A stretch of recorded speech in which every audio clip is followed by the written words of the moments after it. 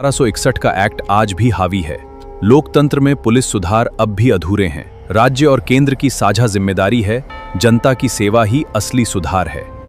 नमस्कार दोस्तों, मैं कुणाल सिंह आपका स्वागत करता हूं और विशेष रूप में पुलिस सुधार, पुलिस रिफॉर्म लेकर आया हूं। भोजपुर जिले के बिलौटी गांव के चर्चित भरत भूषण तिवारी हत्याकांड ने हाल के दिनों में पूरे बिहार में पुलिस कार्रवाई, न्यायिक प्रक्रिया, मानवाधिकार और पुलिस जवाबदेही को लेकर एक गंभीर बहस छेड़ दी है। इस मामले में सामने आए वीडियो, पुलिस की कार्रवाई और विभिन्न दावों ने अनेक सवाल खड़े कर दिए हैं। इन सवालों का अंतिम उत्तर केवल निष्पक्ष जांच और न्यायालय ही दे सकते हैं। लेकिन यह घटना केवल एक व्यक्ति की मृत्यु का मामला नहीं रह गई है, बल्कि इस बड़े प्रश्न का प्रतीक बन गई है कि लोकतंत्र में पुलिस की शक्ति की सीमा क्या होनी चाहिए और उसकी जवाबदेही कैसे सुनिश्चित की जाए। यह बहस नई नहीं है। जून 2020 में तमिलनाडु के सतनानकुलम हिरासत मृत्यु कांड ने पूरे देश को झकझोर दिया था। उस घटना ने यह सोचने पर मजबूर किया कि जब कानून लागू करने वाली संस्था पर ही कानून तोड़ने का आरोप लगने लगे, तब केवल दोषियों को सजा देना पर्याप्त नहीं होता, बल्कि पूरी पुलिस व्यवस्था की समीक्षा और सुधार आवश्यक हो जाता है। भारत की पुलिस व्यवस्था आज भी काफी हद तक 1861 के औपनिवेशिक पुलिस अधिनियम की सोच से प्रभावित है, जिसे अंग्रेजों ने जनता की सेवा नहीं बल्कि शासन को मजबूत बनाए रखने के लिए बनाया था। स्वतंत्र भारत में लोकतंत्र स्थापित हुआ, संविधान ने नागरिकों को अधिकार दिए, लेकिन पुलिस व्यवस्था में अपेक्षित सुधार आज भी अधूरे हैं। संविधान के अनुच्छेद 246 के अनुसार पुलिस राज्य सूची का विषय है, जबकि आंतरिक सुरक्षा और आपराधिक कानून के कई पहलुओं में केंद्र और राज्यों की साझा जिम्मेवारी होती है।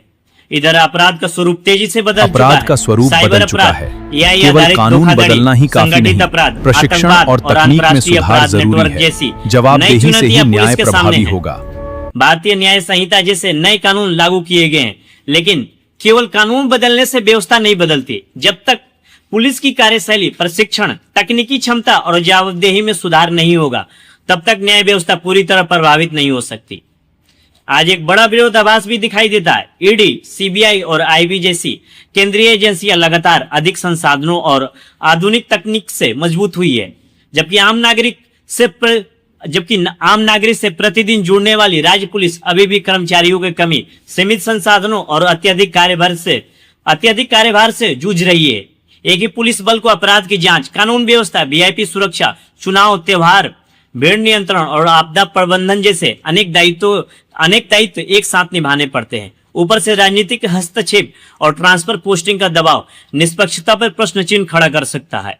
दूसरी ओर जनता भी एफआईआर दर्ज कराने में कठिनाई, रिश्वतखोरी, असंवेदनशील व्यवहार और सत्ता के प्रभाव जैसे आरोप लगाती है। भले ही हर आरोप सही सिद्ध ना हो, लेकिन ऐसी घटनाएं पुलिस व्यवस्था पर जनता के भरोसे को कमजोर करती है। सबसे बड़ी समस्या यह है कि अधिकांश राज्यों में अपराध की जांच और कानून व्यवस्था की जिम्मेवारी अलग अलग नहीं है। कर्मचारियों की कमी, लंबी ड्यूटी, मानसिक तनाव और तकनीकी पिछड़ापन जांच की गुणवत्ता को प्रभावित करते हैं। इसी कारण राष्ट्रीय पुलिस आयोग, रिवेरो समिति, पदना भैया समिति और मलिमात समिति जैसी कई समितियों ने व्यापक पुलिस सुधार की सिफारिशें की।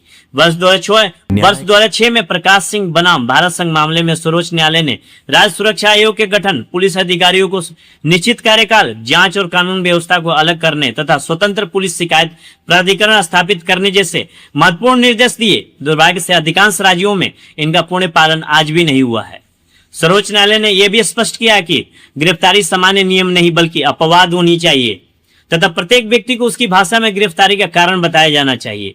संविधान का अनुच्छेद 21 प्रत्येक नागरिक को जीवन और व्यक्तिगत स्वतंत्रता का अधिकार देता है।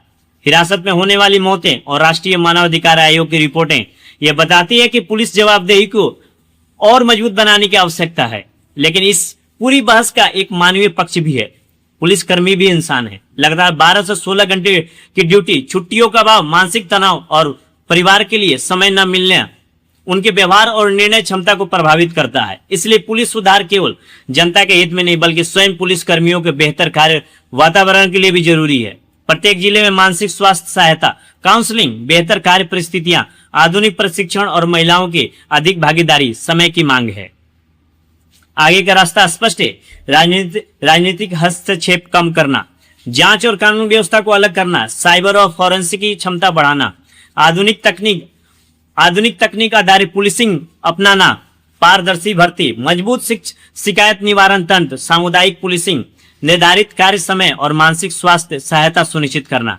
ब्रिटेन और जापान जैसे देशों के सफल मॉडल ये बताते हैं कि मजबूत पुलिस वही होती है जिस पर जनता सबसे अधिक विश्वास करती है। अंततः भरत भूषण तिवारी का मामला हो या सतनाम कुलम की घटना, दोनों हमें एक ही संदेश देते हैं कि लोकतंत्र में कानून से ऊपर कोई नहीं है, यहाँ तक कि पुलिस भी नहीं है। पुलिस की शक्ति का उद्देश्य भय पैदा करना नहीं बल्कि कानून के शासन और नागरिकों के विश्वास को मजबूत करना है।